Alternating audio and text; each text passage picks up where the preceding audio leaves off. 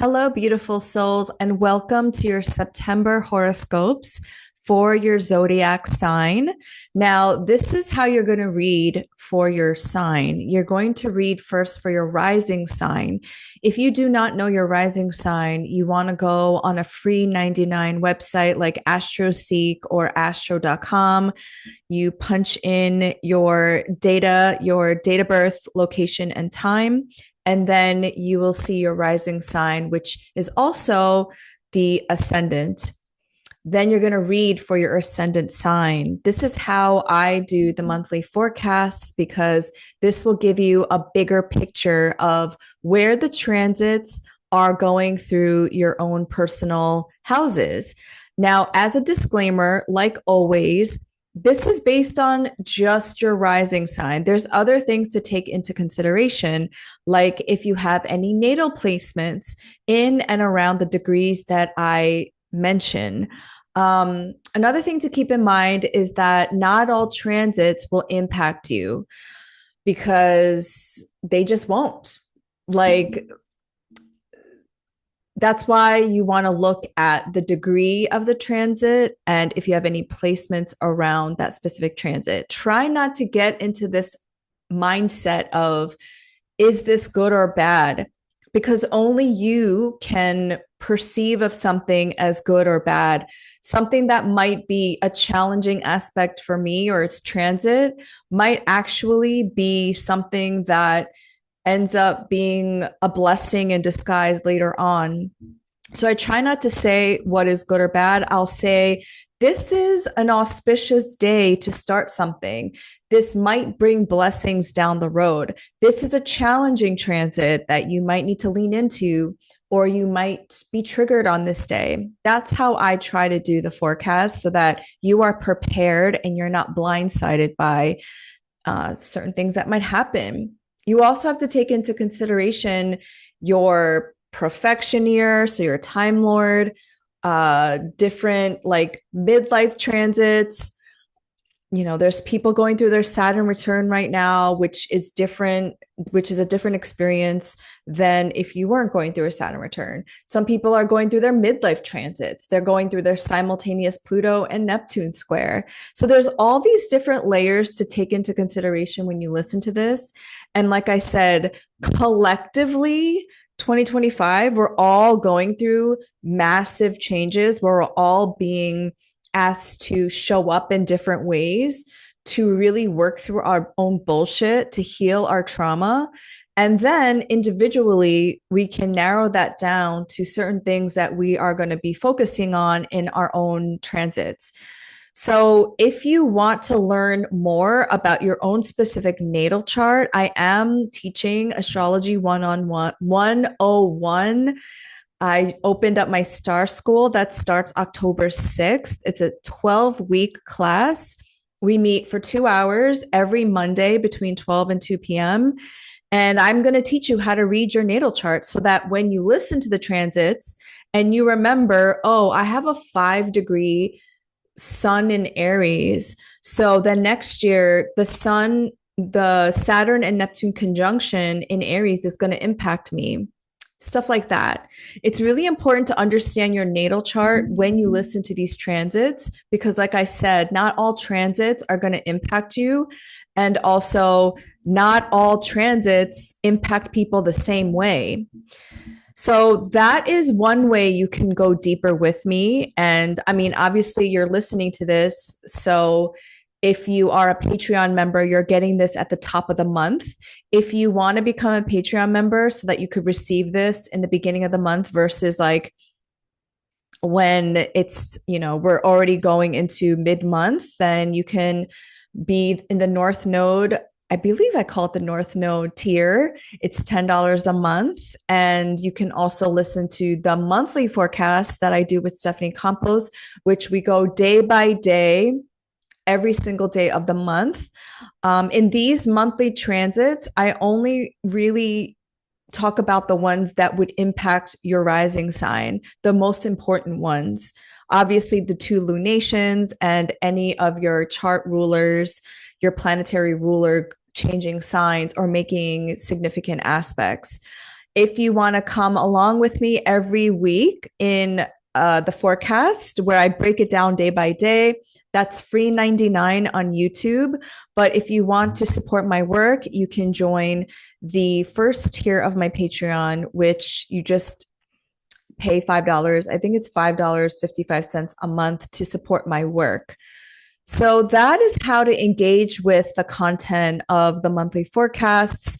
I obviously can't answer all of the questions you have if you are not a Patreon member. This is another benefit of being a member because if you're not a Patreon member and you're watching it in the general public, you're already catching this forecast in like mid-month when I've already, spent a lot of time putting this out for my Patreon members. So they get first priority. And then if you're watching just the clips of it, just know that I post the clips for marketing purposes, but there's a whole month of transits that give context to your experience. Because there were a couple of people that just watched the clips last month and they were like, yeah, but I'm a Libra rising and this Venus Cancer conjunction in my 10th house is not auspicious for me. I just got fired from my job. But if you had watched the full month forecast, I said that Venus and Jupiter, just because they're both benefics, doesn't mean that it's all going to be like rainbows and butterflies. So those are the disclaimers. Thank you so much for being here and thank you so much for supporting my work. Let's get to your sign. All right, Cancer rising, how have you been doing? This is the September horoscope. I've been doing this for so many hours across different days that I'm starting to lose my mind. I have 2 more signs to go, so just bear with me. Okay, so this is eclipse month, and 5 planets are changing signs, which is a big deal. So you might be feeling like, what is happening with my life?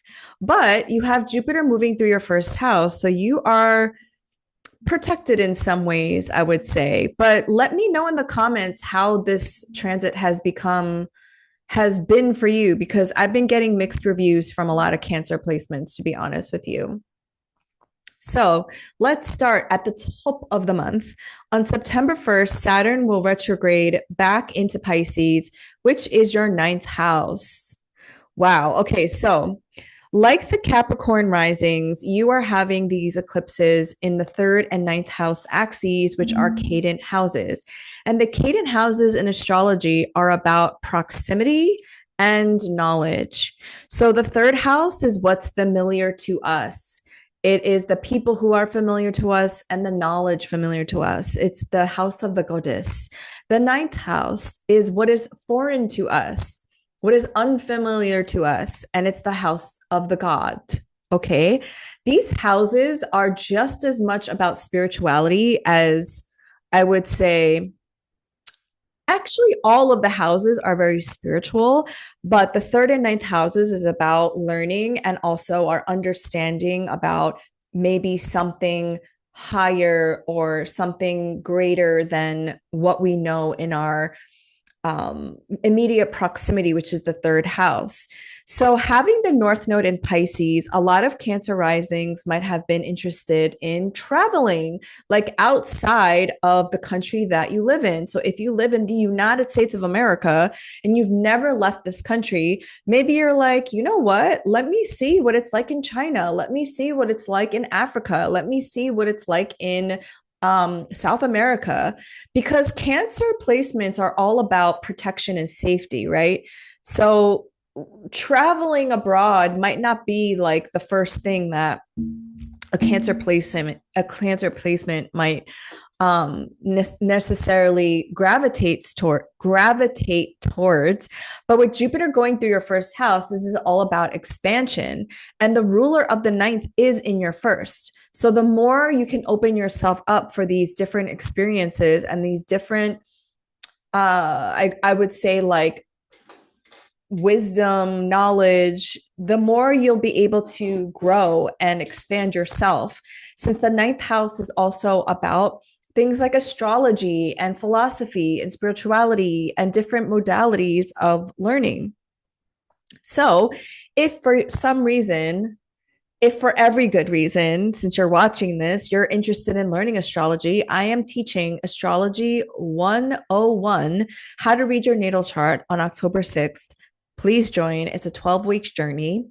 But anyway, if you did, you would know what these houses mean.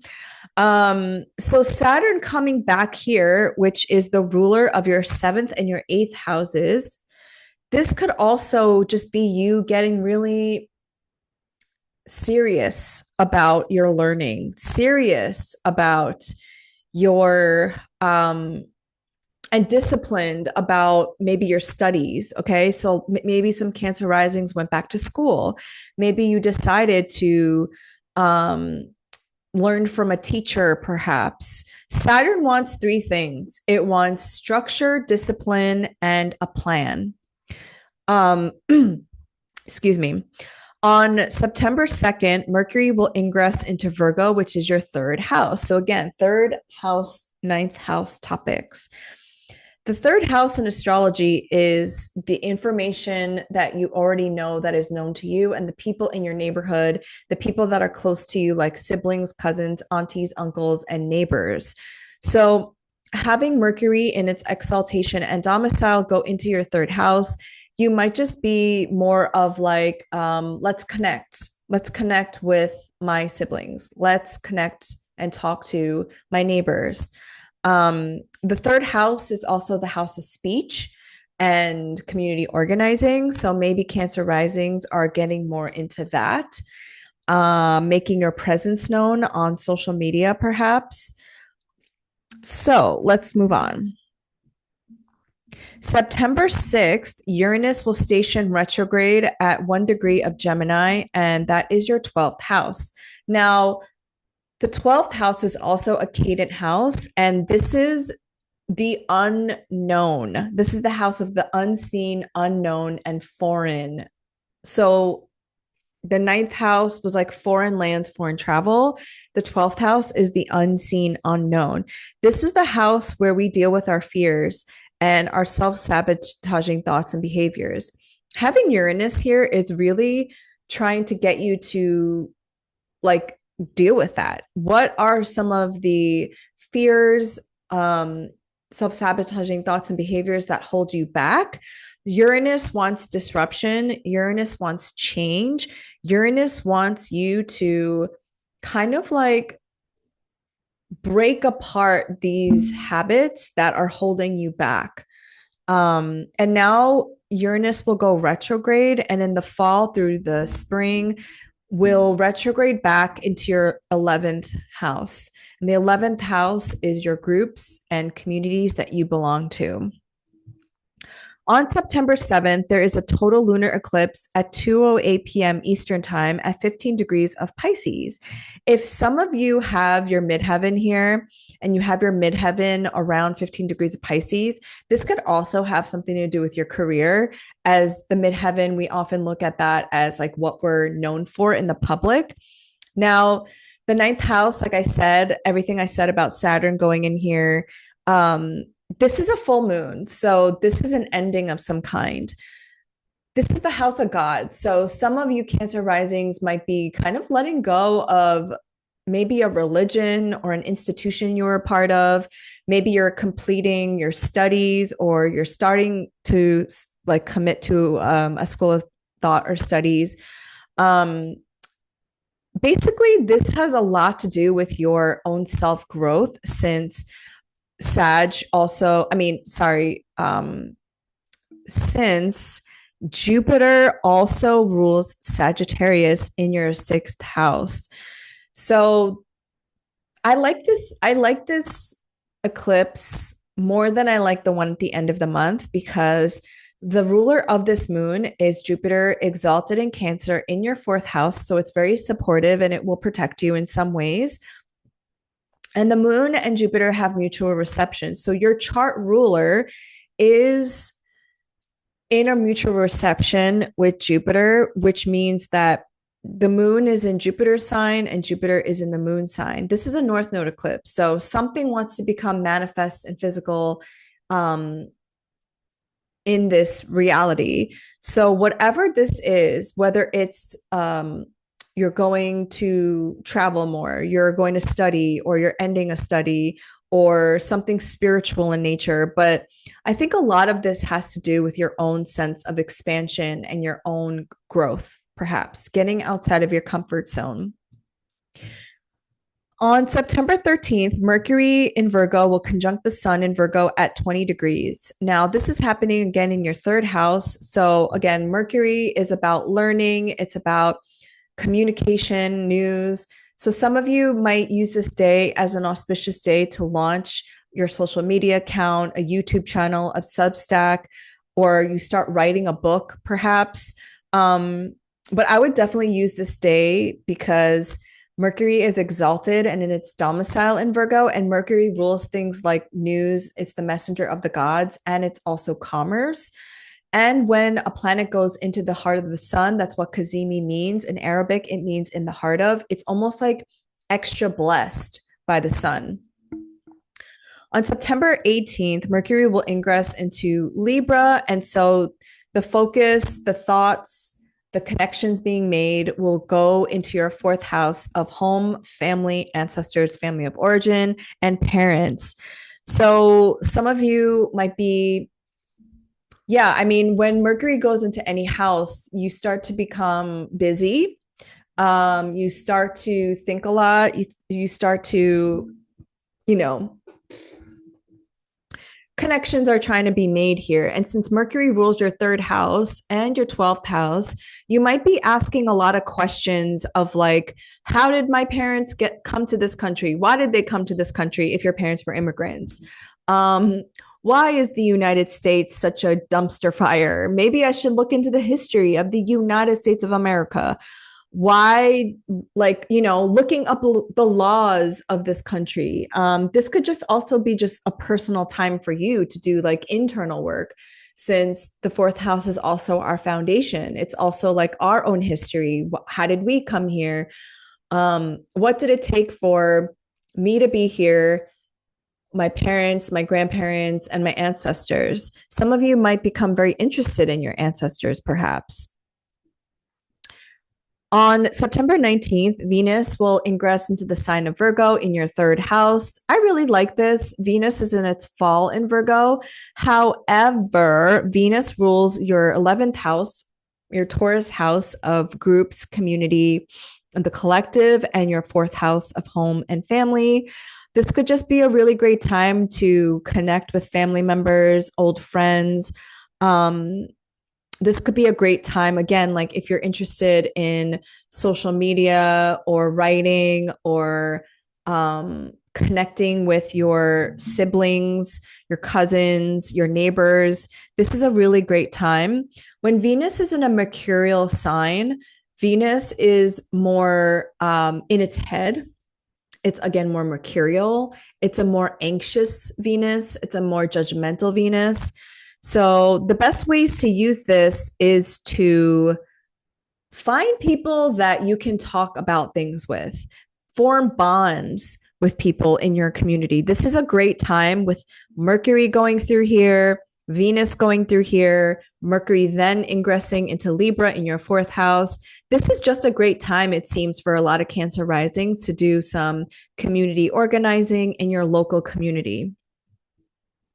On September 21st, there's a partial solar eclipse at 3:54 p.m. Eastern Time at 29 degrees of Virgo. So there is a new moon happening here, some new beginning. However, this is a South Node eclipse. So something needs to be purged, released, or cleansed.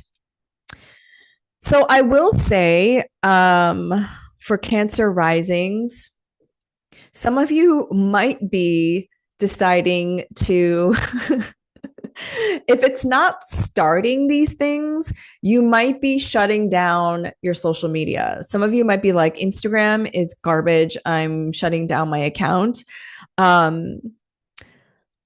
Or some of you might just be taking a digital detox because Virgo is a sign about cleansing, right? About health, about your body. The only thing that I would say to look out for is that this eclipse is opposing Saturn in Pisces in your ninth house. And Saturn rules your seventh house of one on one partnerships. And so you might have some kind of conflict with a partner, a business partner, a friend, um, some Saturnian figure like a boss or somebody just like putting the kibosh on something that you want to do or say, you know. Um that's the only challenge I would say. But this the third and ninth houses are in harmonious aspects to you. Like the third house is in a sextile to you, so it's supportive. The ninth house is in an overcoming trine to you. So I think like all the water rising signs and the earth rising signs with these eclipses, these eclipses, even if something leaves your life, even if maybe let's say you get fired from a job, you go through a breakup, whatever the case may be, these are ultimately going to be blessings in disguise later on when you look like an old aspect of your life is trying to die and decompose. And that's why the North Node is in Pisces, is to have faith and is to kind of lean into the unknown because something better is trying to come along. For Cancer risings, if you've ever wanted to have like a writing career, if you've ever wanted to write a book or uh try your hand at writing, this is a really great time because the North Node is in the ninth house of publishing and you're having all these activations in Virgo in your third house as well. So on September 22nd, Mars will ingress into Scorpio in your fifth house, which is the house of romance, sex. I think a lot of Cancer risings are going to have some passionate, feisty, sexy time. This is also the house of pleasure and joy. This is the house of good fortune. I really like this because the fifth house is the house of good fortune and it's in a trine to you. Um, it's also in a trine to the ninth house, which is your Pisces house. And so, if there was a time after September 22nd to really go after your passions, go on dates, do some romantic things, if you're single or not, doesn't matter, because this is just going to get you more inspired, I think. Um, the shadow aspects of Mars in Scorpio is obviously obsession, jealousy, revenge. Um, but the great parts of this is channeling that energy into having like very deep consensual sex. It's having determination for your hobbies and taking a risk maybe. If you like somebody, this is a great transit to tell them, but not be like too overly obsessed with them. On the same day, the sun will ingress into Libra, the fall equinox, which happens in your fourth house. So for Cancer risings, the focus really becomes on third, fourth, fifth house, and obviously the ninth house, right? So I was saying this to what rising sign was I saying this to? Rising signs from like Aries to, I would say, Virgo. The topics, all the transits are going on in the bottom part of their chart underneath the horizon, which is more like private life. Um, this is more like things that you do with your family, close people to you. Except obviously the ninth house, which is like above the horizon. But yeah, this is a time to really, um, ask yourself, what is important in my life? What is the foundation of my life that makes me happy? What gives me a sense of safety and security? And what sorts of things do I want to do in this lifetime that if I didn't have the constraints of capitalism or well, money is part of capitalism. What would I create in this lifetime? So the energies of the middle of the month from like September 13th through the 15th are really sweet. They're very harmonious. I would take advantage of those transits. And we get like a little break in between eclipses, and then they get um easier, kind of, because we have a grand air trine between your 12th, 8th, and 4th houses. These are the moksha houses in Vedic astrology, which are the houses of liberation. These are the dark houses. So the more you can do that internal work of liberating yourself from the things that you're afraid of, um, are going to be helpful for you. And yeah, I would just, again, think about everything I just said about what are your desires? What are you trying to co create? What things do you want to, creative things do you want to express and bring out in this lifetime? So thank you, Cancer Risings. I will see you next month. Bye.